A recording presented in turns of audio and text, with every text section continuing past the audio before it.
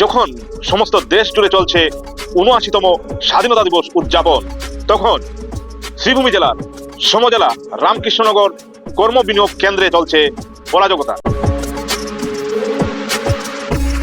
যখন দেশের মানুষ, দেশের জনগণ, দেশের শাসক দল, দেশের প্রশাসন 15ই আগস্ট উপলক্ষে ৭৯তম স্বাধীনতা দিবস পতাকা উত্তোলন করে উদযাপিত করছিলেন, তখন রামকৃষ্ণনগর সমজেলায় কর্ম বিনিয়োগ কেন্দ্রে পতাকা উত্তোলন থেকে বঞ্চিত রয়েছেন সেই সব আধিকারিকরা। ৭৯তম স্বাধীনতা দিবসে রামকৃষ্ণনগরের কর্ম বিনিয়োগ কেন্দ্রে কেন স্বাধীনতা দিবস উপলক্ষে জাতীয় পতাকা উত্তোলন করা হয়নি তার প্রশ্ন করছে এই অঞ্চলের জনগণ। আমাদের এই সংবাদ পরিবেশিত হওয়ার পর প্রশাসন কি ব্যবস্থা নেবে এই বিভাগের উপর তা তাকিয়ে রয়েছে জনগণ, যার বাস্তব চিত্র আমাদের এবি নিউজের পর্দায় ক্যামেরাবন্দী হয়েছে। দেখুন আমাদের এই প্রতিবেদন। তো আমি প্রাক্তন এপি মোহাম্মদ আলতাফ হোসেন। আজকে আমি রোডের দিকে আসার সময় দেখলাম আমাদের এগ্রিকালচার অফিসের নিয়ারেস্ট এমপ্লয়মেন্ট এক্সচেঞ্জ একটা অফিস আছে। এটার কোনো আজকে ভারতবর্ষর স্বাধীনতার ৭৯তম দিবস, আজকে 15ই আগস্ট। আজকের দিনে আমাদের এই যে জাতীয় তিরঙ্গা পতাকার আমার নিশ্চয় মনে হয় এটা একটা অবমাননা করা হচ্ছে। এটা একটা সরকারি দপ্তর, সরকারি অফিস, এখানে স্টাফ আছে, আমরা তো দেখি অফিসারও আছে।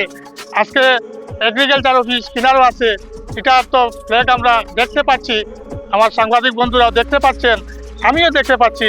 কিন্তু আজকে দেখেন একদম মেইন রোডে ন্যাশনাল হাইওয়ে কিনারে একটা অফিস, যেটা ব্লক এমপ্লয়মেন্ট, এটা স্কিল ডেভেলপমেন্ট অফিস, যেটা ইউথের রেজিস্ট্রেশন করা হয়, শিক্ষিত ইউথের, আজকে এটা বন্ধ।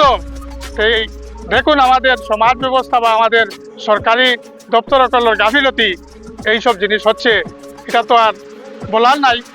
আপনারা নিজে সাংবাদিক, আপনারাও দেখেন। কি বলবেন এখন বর্তমান যে শাসক দল রয়েছে, বর্তমান শাসক দলের যে ভ্রষ্টাচার মুক্ত যে ভারতবর্ষ গড়ে তোলার যে স্বপ্ন, সেই স্বপ্ন কতটুকু এগিয়ে রয়েছে এই ব্যবস্থার উপর ভিত্তি করে? না, বাস্তবে তো আমি এইসব জিনিস দেখছি না। এটাও তো সরকারের একটা প্রতিষ্ঠান। যদি সরকারের উন্নয়ন ঠিক আছে অন্যদিকে হচ্ছে হয়তো, কিন্তু এখানে উন্নয়নের নমুনা তো আপনারা দেখছেন।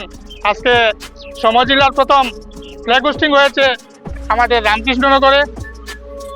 সেইখানে তো আমাদের এডিসি মহাশয় পূর্ণাঙ্গ উন্নয়নের চিত্র দেখিয়েছেন, কিন্তু বর্তমানে আপনারাও দেখেন, আমিও দেখছি, পাবলিকে তো দেখছে কি উন্নয়ন হচ্ছে।